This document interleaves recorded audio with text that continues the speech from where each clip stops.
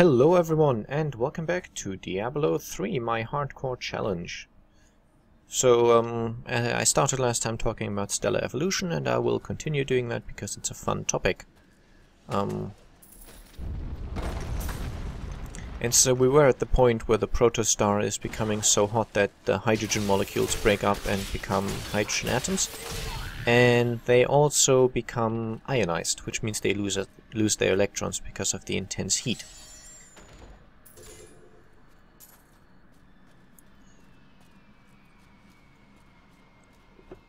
But, as I said, the core is still heating up, so eventually it basically becomes hot enough to start fusing deuterium, which is a heavier version of hydrogen. So hydrogen usually consists of a proton being orbited by an electron. In deuterium, the proton, which is the nucleus of the hydrogen atom, is accompanied by a neutron. So it's a neutron and a proton being orbited by an electron. Which, essentially, it's a heavier version. It has the same chemical properties, but different physical properties. Or largely the same chemical properties than normal hydrogen. But it's easier to fuse, because it, essentially less energy is required to fuse deuterium than to fuse hydrogen. And some of these things usually spawn... yeah. Tomb Guardians.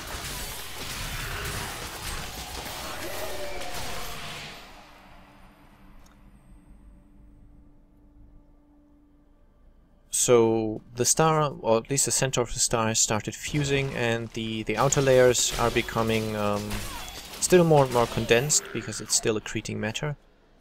Black magic bars our way, but the will of a Templar is stronger. But eventually, as the collapse goes further and further, the star starts becoming stable, and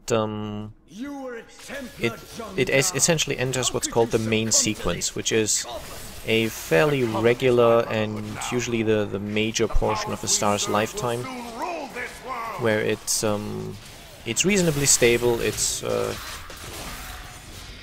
okay. This doesn't do any damage. Interesting. It's just doing its usual thing of fusing elements at its core and being a reasonably strong source of light and energy in the universe. But that's essentially the process of star formation being finished. It's now a main sequence star. And I'll just kill this guy now to have some peace here.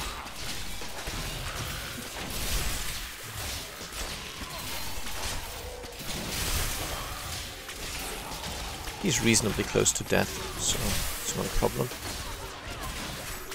Oh, it's a shame that the horse thing does no damage. That would be nice. Please forgive me. Okay, and Spacebar manages to skip through that kind of dialogue as well. Nice. Yep, the Templar may definitely join me. You get the heal ability. And the loyalty ability. I want him to be my healer. Now, let me just check. He uses some kind of one-handed weapon, if I remember correctly, and some kind of shield. I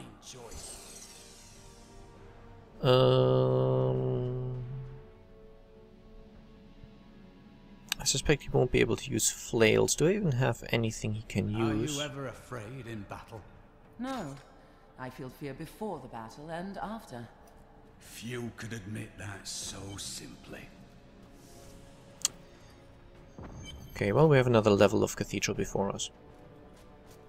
So, essentially, the process which I explained, it's pretty much the same for any kind of star, or any star, but, the heavier a star, the less well-defined it is, so you have stages kind of bleeding into each other if the star is very heavy, which is, since all stars are basically formed from the same interstellar medium, which is largely hydrogen, followed by helium and then trace amounts of other elements. So stars, as they start off their existence, they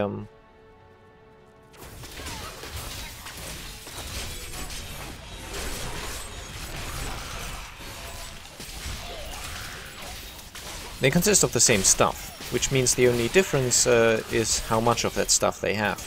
And what really defines the continued life of a star mostly is how heavy it is. And during the formation process, the heavier the star is, the more diffuse the process is, the more one stage starts before the next one's technically over. Oh, nice, a legendary polearm. I'll just have to screenshot that. There we go. I always screenshot my legendary drops for some reason. Let's see what this does. Okay. Pledge of Chaldeum.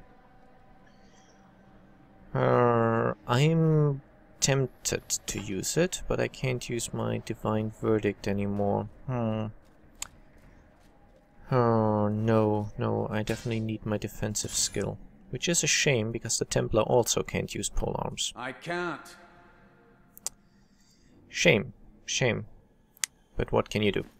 I'll definitely put this thing, actually, what I'll do right now.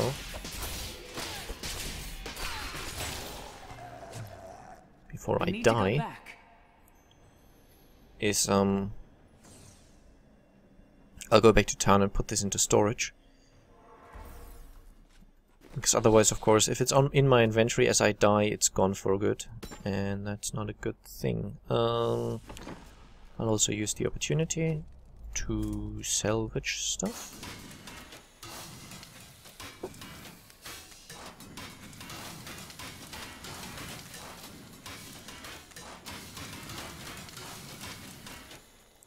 Let's see if I can forge any reasonable armor. Shoulders, yes, I haven't got any shoulders, so I'll just craft one. It's not too bad, I guess. There we go. And how much does training the guy cost me? Too much. Okay.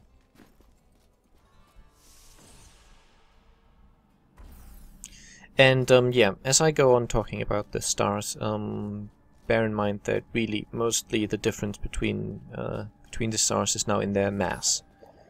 So I'll essentially go from when we return, lightest to heaviest. So if a star weighs less than 8% of the weight of our sun, of the mass of our sun, it doesn't get hot enough to fuse hydrogen.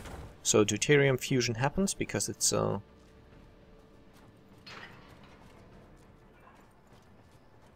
easier, and if it doesn't even get heavy enough for that, it's not really considered a star.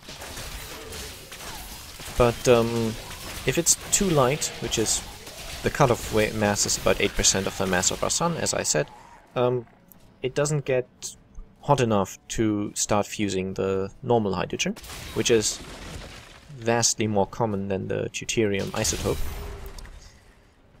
And these stars are called brown dwarfs because they never really become very hot. They're just kind of clumps of gas, which are reasonably warm, definitely warmer than the surrounding space, but they never reach anywhere near the temperatures that that heavier stars do. So they're just kind of stuck together. There isn't much to them. They're not very heavy, so they don't collapse very much, but they also don't produce much energy, so they don't expand. They just start slowly radiating away the heat they gained during the formation process into the surrounding space, and that process takes a long time, hundreds of millions of years, until they eventually just become very cold regions of space where there happens to be a lot of hydrogen and helium. Now for more massive stars, eventually the temperature in the core can reach 10 million degrees Kelvin, which at this point, if you're having some trouble with the Kelvin scale, at this stage Kelvin and centigrade are pretty much the same. So 10 million degrees Kelvin, you can closely approximate that by saying 10 million degrees Celsius. It doesn't make any reasonable difference at this stage anymore.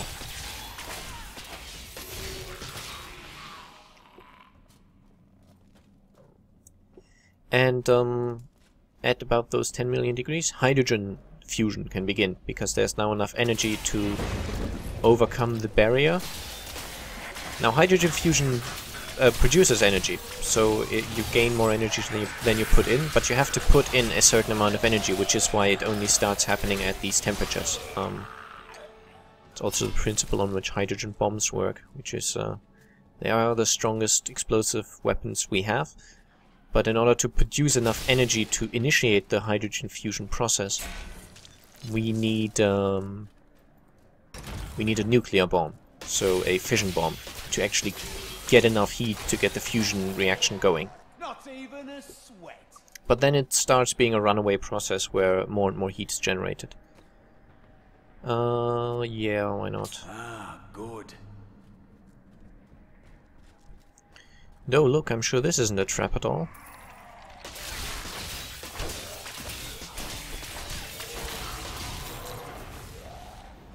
Oh, and there's something mortaring me from up above. I'm going to say, yeah, special enemies.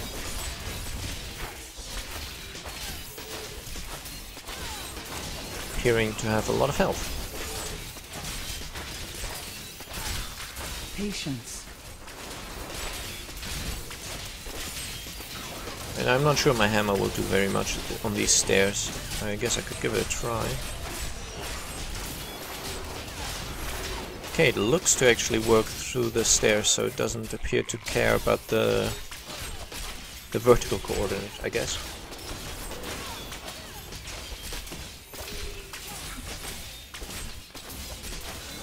So yeah, as these oh,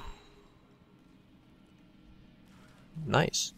As these heavier stars start fusing hydrogen, that's the stage at which the internal radiation pressure becomes enough to counteract the further gravitational collapse. So that's the stage at which these stars... not bad. Yeah, let's go with this, and you can have the old ring. A good choice.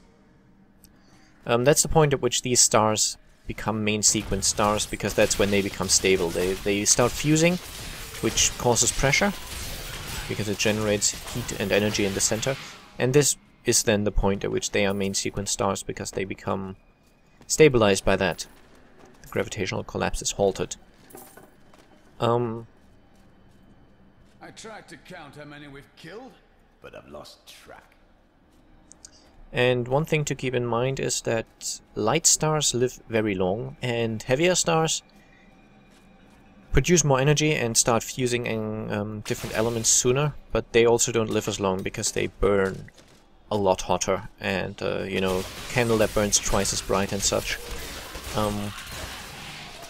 So really heavy stars live shorter than the really light ones.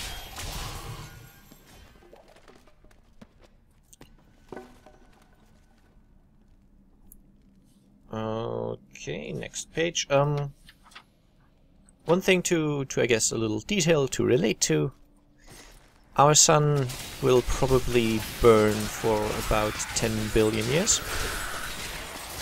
And current observations indicate that it's at about half of its life, so in roughly 5 billion years our sun will burn out and enter the end of its life. It will leave the main sequence at that point and become something else entirely. And are these the guys that... Oh yeah, I hate the guys where the fiends come out, these little things. Because they run away so annoyingly.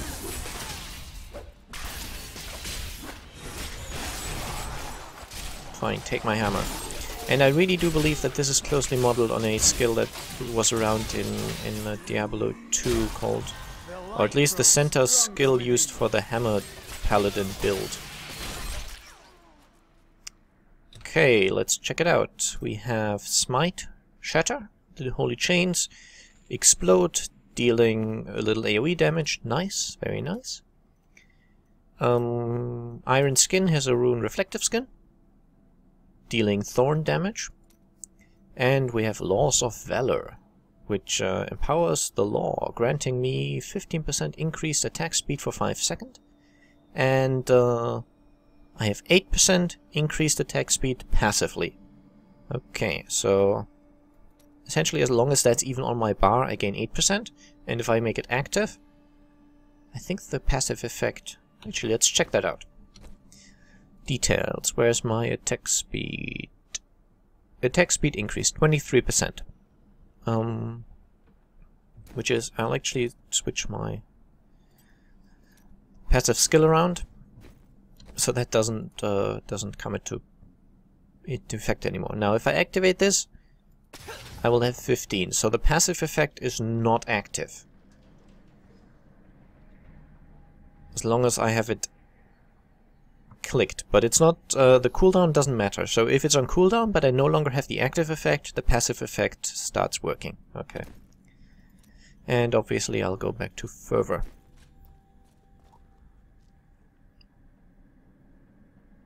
Okay, so now the star is basically, it's fusing hydrogen, it's happily burning away, and eventually it'll run out of hydrogen because there's a limited amount in the star's core to be fused. Okay, so I do like the smite skill, by the way, my current standard attack skill. Is this better than what you have?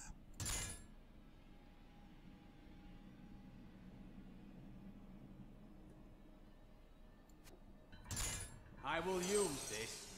No, not really. Templar, go away.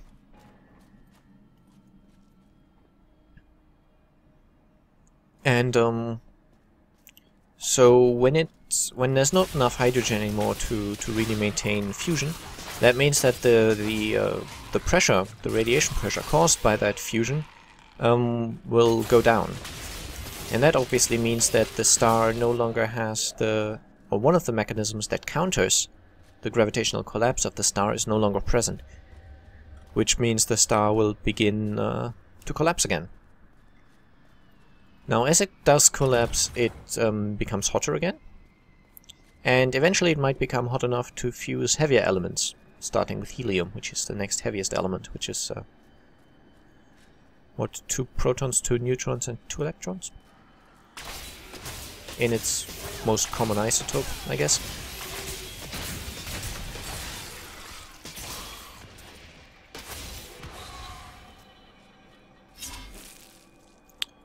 Fleeting Shrine.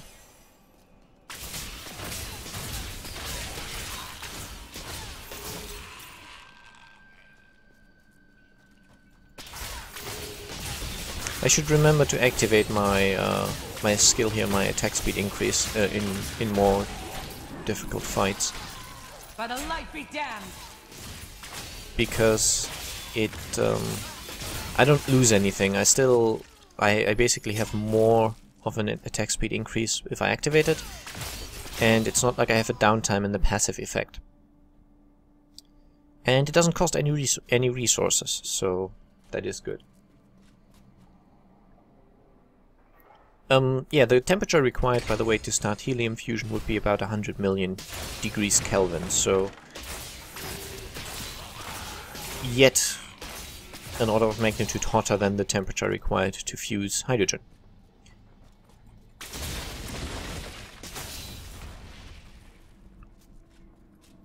Okay.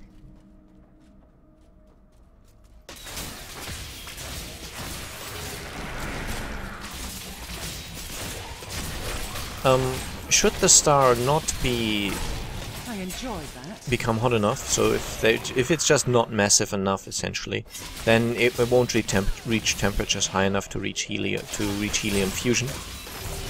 And at that point, the collapse will eventually be halted by something called electron degeneracy pressure, and that's a consequence of the Pauli exclusion principle. And basically that means that 2 electrons cannot occupy the same physical space if they don't differ in at least one quantum number, which I think for electrons that's the only variable that they have is spin. So what that means is basically there is a limit as to how tightly you can pack electrons, and so obviously if you can't pack them tighter, then there's a certain pressure countering further collapse. Now this isn't ultimate, so if there was enough gravitational pressure, this would be able to overcome this principle by essentially stopping certain electrons from being electrons. More on that later. There are forces arrayed against us that are stronger than we But, ever imagined. Some greater purpose lies behind these trials, but I do not yet know it. Well, we'll learn more by moving than talking.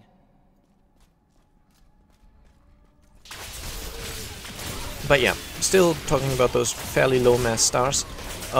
These, because they don't burn very brightly, they don't consume much of their fuel, current theories and models suggest that they last for trillions of years. And that means that we wouldn't expect to see any of them already having died, because the universe just isn't old enough for any of them to have stopped burning their fuel yet. They just haven't had enough time, basically. They're still going. So even if they had started at the very, very beginning of the universe, they would now be something like just under 14 billion years old, which if they burn for trillions of years just isn't enough. Okay, the Royal Crypts.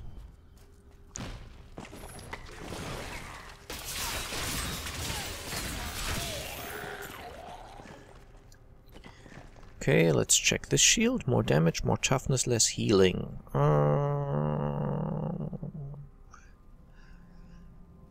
think I'll take it.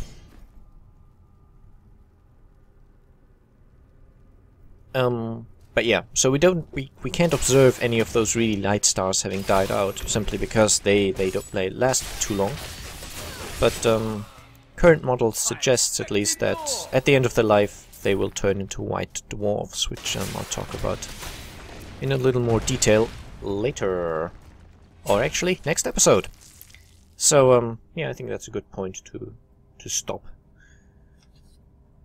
So, I'll see you next time. I hope you enjoyed. Bye bye.